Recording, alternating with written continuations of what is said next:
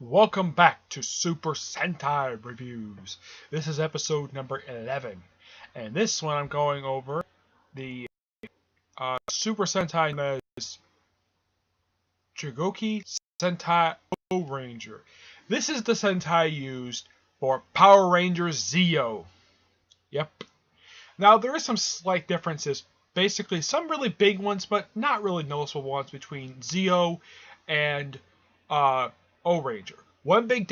First big difference is how the Rangers get their powers. Anybody who's seen Power Rangers Zeo knows they get from a crystal. In the case of Ohranger, they have to go through a procedure which allows them to transform. And apparently, here's the weird thing: the Red Ranger, the Red Ohranger, mind you, he went the procedure first. And he assured them he has been through the procedure and everything should be fine. It's a little bit painful, and they just whoop, and basically become Ohrangers. Basically, they get scanned by the other four Zords that are kind of there, or at least symbols. Well, prior to getting now pretty much the opening story. Now, this is basically a common thing with Sentai. Not a lot of time in Power Rangers where the opening story is the first is a two-parter. Yeah, it's a two-parter. It's I think the thing is very serialized, but it starts out with a two-parter where the Red Ohranger goes out and tries to recruit these are four recruits, which they're under constant attack by it's the Machine Empire. Though, yeah, that's what they're called. They're called the Machine Empire Barona. Though in Power Rangers, they're just called the Machine Empire. In the case of this one, they just dropped one word, and that was simply it.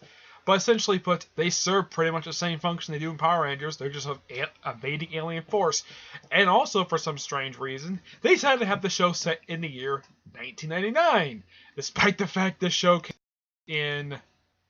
The show came out in... Let's see, when it comes up.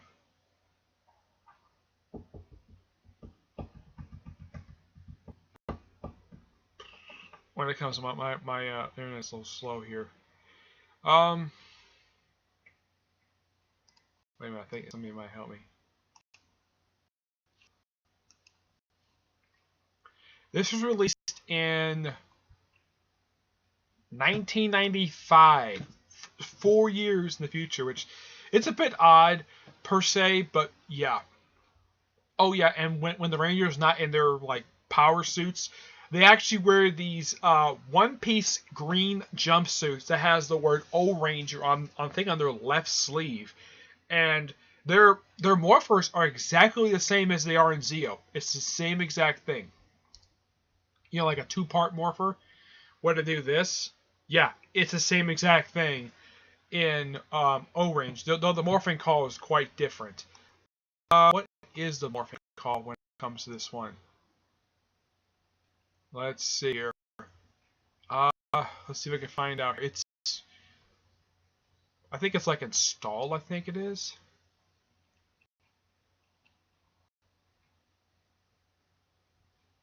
Let's see. I don't think it says here. Let's see.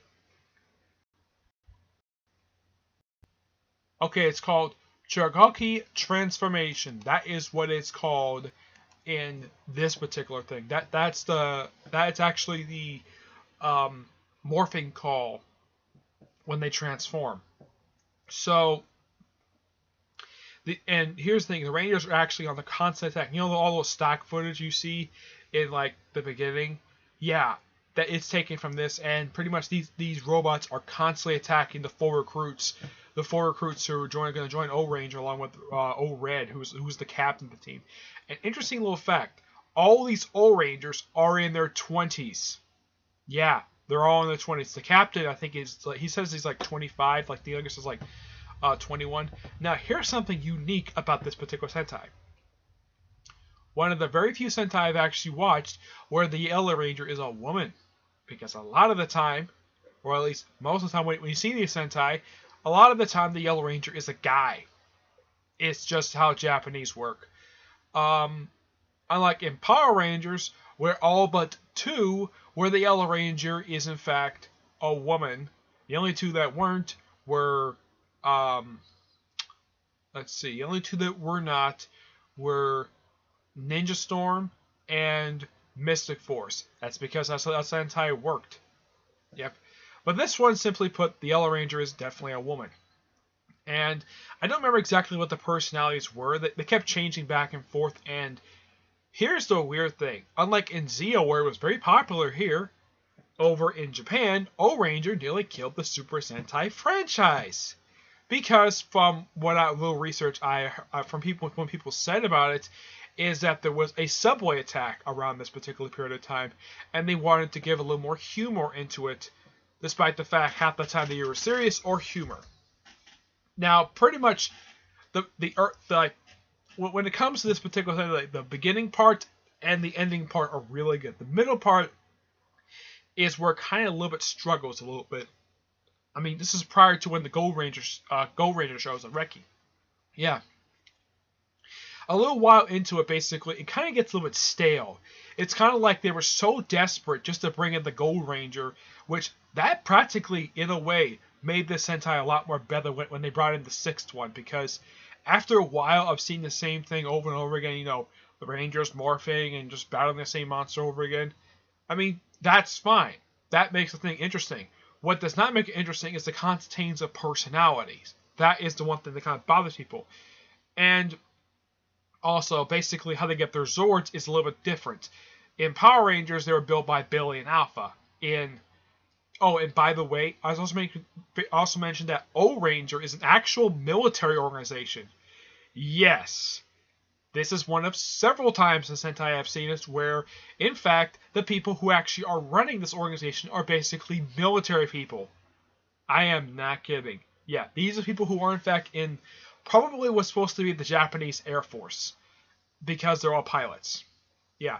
And when they go out to battle one particular monster, only three of the 5 Zords are actually finished.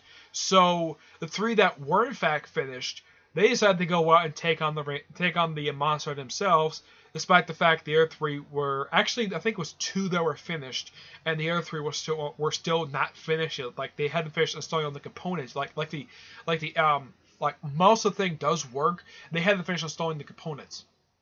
Eventually, they spent a whole episode putting the Zords together, and that's simply how they were. Also, a lot of the stuff that the Machine Empire does is very similar to that, how they do it in Power Rangers. One of the biggest differences is the fact that the Gold Ranger is not an alien. He's actually an ancient human. And here's the weird thing. He's the oldest Sentai Ranger ever in the history of Sentai. He's 600 million years old, which that means he is older than the Jew Rangers. Yes, I am not kidding about that. As a matter of fact, his debut episode is called The 600 Million Year Old Warrior. And unlike Power Rangers, where they kept the Gold Ranger morphed pretty much most of the time before they finally unveiled who he really was, when he first shows up, he is actually unmorphed. He briefly does fight a couple of the old Rangers, but they do convince him, yeah. They say, oh yeah, aren't you Renki? He says, yeah. We're Ohranger, and we are your allies. He's like, okay, fine. A little bit explaining, but yeah. Also, there's this little girl who's with him named Dory, and there's sort of a romantic attraction between the two of them. It's implied they have a thing for each other, despite the fact these two are probably preteens. Okay? They look like they're preteens, but they're much older than that. And apparently, here's another thing really weird. Apparently, Dory, I think it's a person's name. Yeah.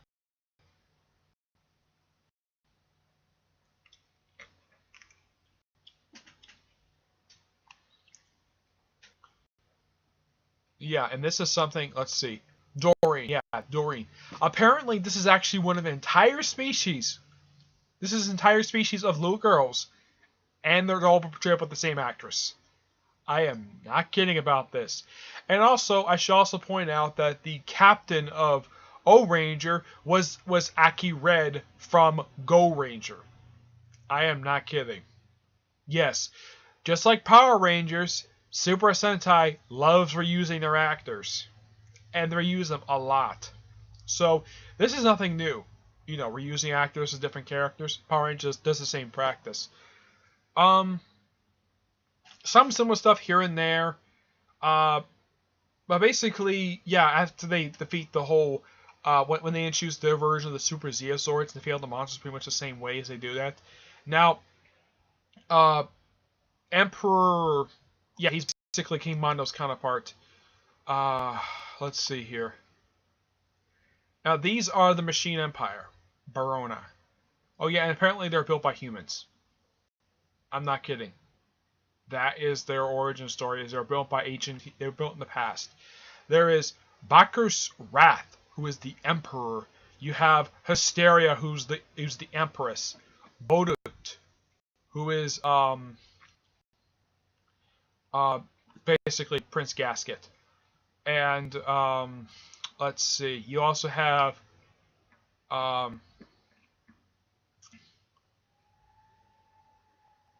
you have Aka and Kasha. Basically, they're the foot soldiers. You know, the same people who are in, like, I think the one who has a Scottish accent. Yeah, they do pretty much the same function as they do in Power Rangers Zeo. There's no change for them. Let's see what else. Basically, how the Emperor is defeated, how he gets the sword is actually quite different than he does it in Power Rangers. In Power Rangers, he just digs up some random spot. In the case of Zeo, it just comes completely out of nowhere, like, oh, look at this big, huge sword coming out of the ground. Here's the Emperor just crawling to. Apparently, he got knocked down by the Rangers. He got sort of semi-defeated. He just grabs the thing, goes giant size, and goes on a rampage. And he has his same look that he does in Power Rangers Zeo. And he's defeated pretty much the same way, with the combined might of all the Zords. Also, I should mention the personal Zord for the Red Ranger. He's basically a boxer. Yes, and he's actually also trained to be the Red Ranger also trained to be a boxer as well, so he can use his boxing skills against there was one bad guy who actually is a boxer. So yeah, so he's a boxing robot. But then after the Emperor is defeated, Bomber the Great comes. Basically, he's Louis Kaboom in Power Rangers. Now, unlike Louis Kaboom, who is a creation of Rita Posa, Bomber the Great was an actual soldier. He was an actual general in the Machine Empire's army, who decided to, and he comes in very bizarrely. He comes like, here he is. Here's this big, huge missile. Transforms. Everyone's like, what the heck is this? And he's Bomber the Great. He's got all these medals, and he proclaims himself the ruler of the Empire. And unlike in Power Rangers, where he's only there for a few episodes, in the case of this one, he's there for 6 episodes. Actually, he's there for 7. He's there for 7 episodes. Basically, he's defeated basically when, like, toward the end of his, like, time he's there, the Emperor comes back. Apparently, the Emperor survived. Now, unlike in Power Rangers, where he's, like, rebuilt, perfectly fine, serves out basically the rest of the function Zeo, this one, he does not get rebuilt. Apparently, his head is his only...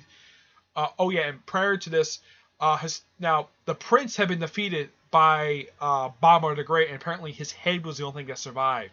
So, Hysteria and the Prince were shot off into space to this unknown planet, and they get there, and Hysteria hears her late husband, like, what is this? And she follows the voice. And she goes to this mysterious laboratory. Apparently, it's one of the Machine Empire's, like, laboratories all over space. And she goes in, and she sees her late husband's head as a head in a jar with water. And apparently, this is how he survived. Apparently, after his body was destroyed, his head was shot off into space and ended up at this particular planet.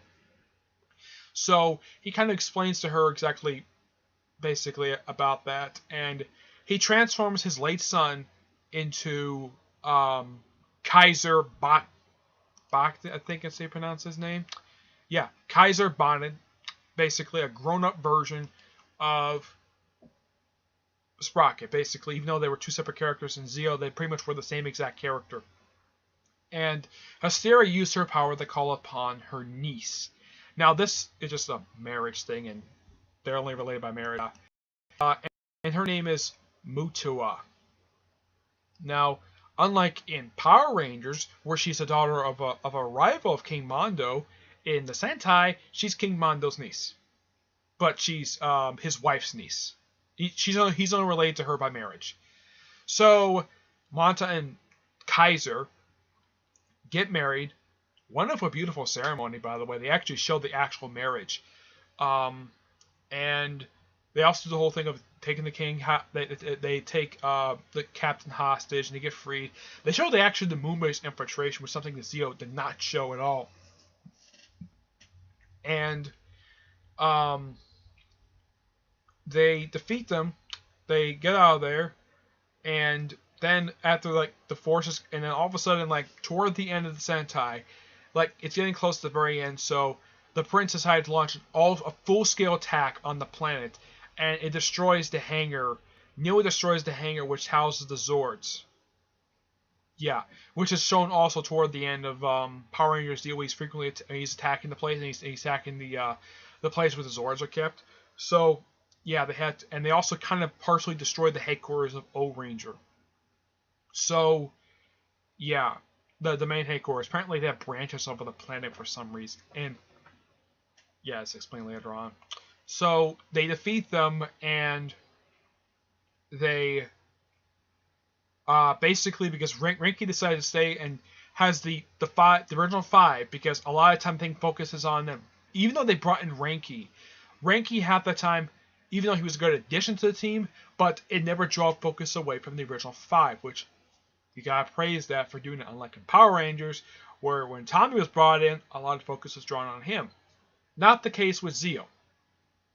Not the case with Ohranger. So they get shot up into space. They go to the Doreen home planet, and they kind of explain the origin story of the stuff, and then they get a lot of courage to go back. They go back to Earth, and apparently 6 months have passed by.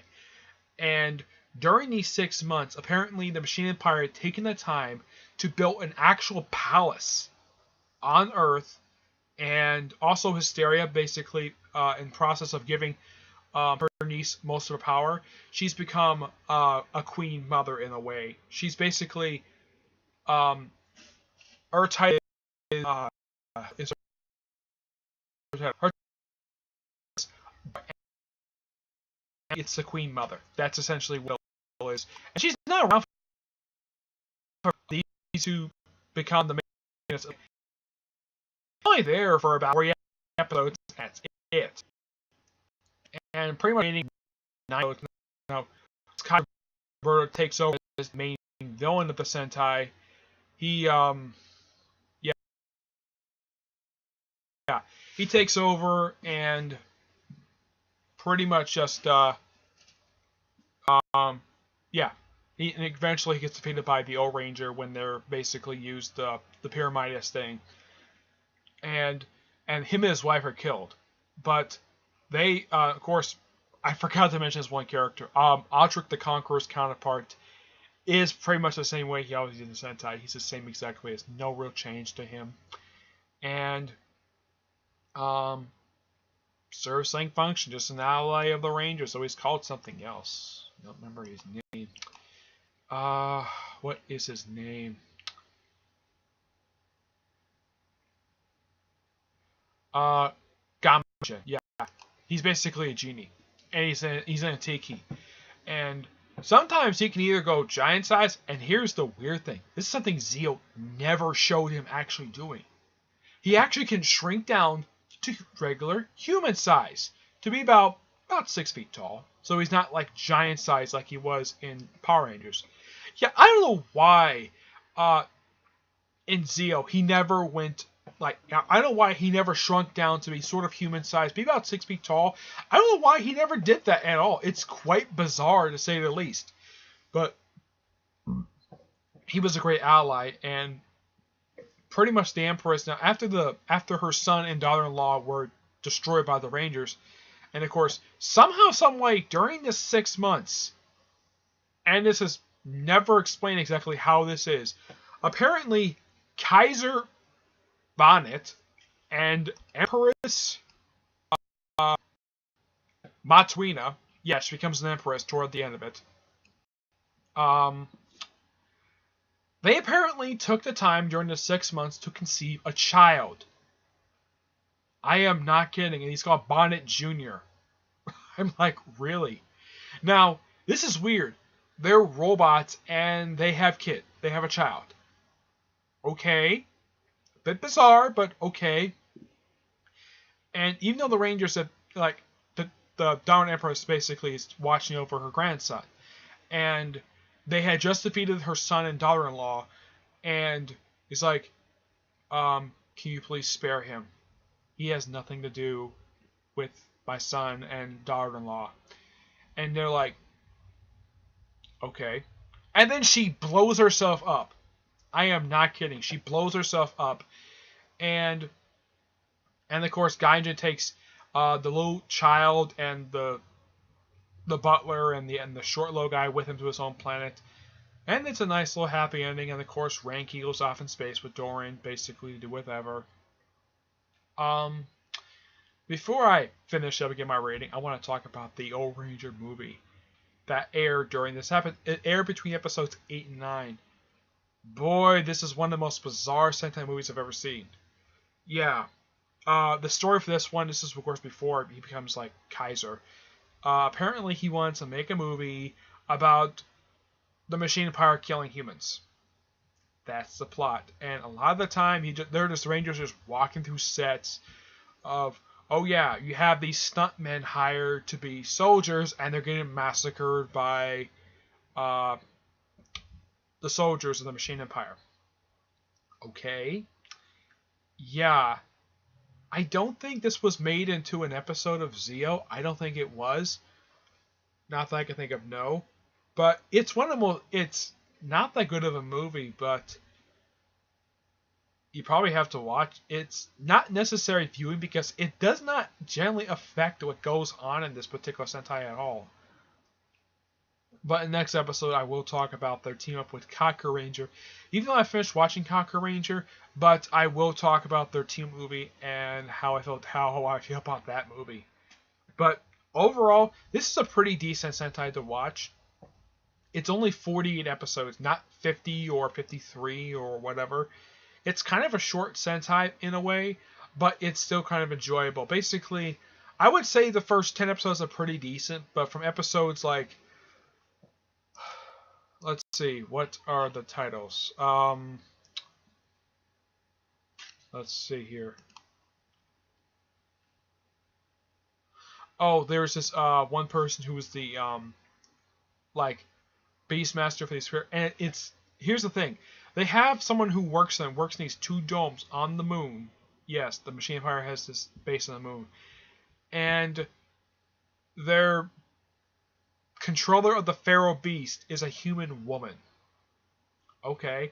Quite stunning woman, and apparently she's like old friends of the Emperor, and it's like, okay, fine. And she gets it after a few episodes. Okay. But I've got to talk about this. Let's see, where are you? Puncher. You got Ohranger Robo, which is the main Megazord. You have Buster Ohranger Robo, basically. It's the let's see, where is that one? Blocker Robo, so that's the Super Zeozord. Let's see, what else? Am I forgetting anything to talk about? Let's see here.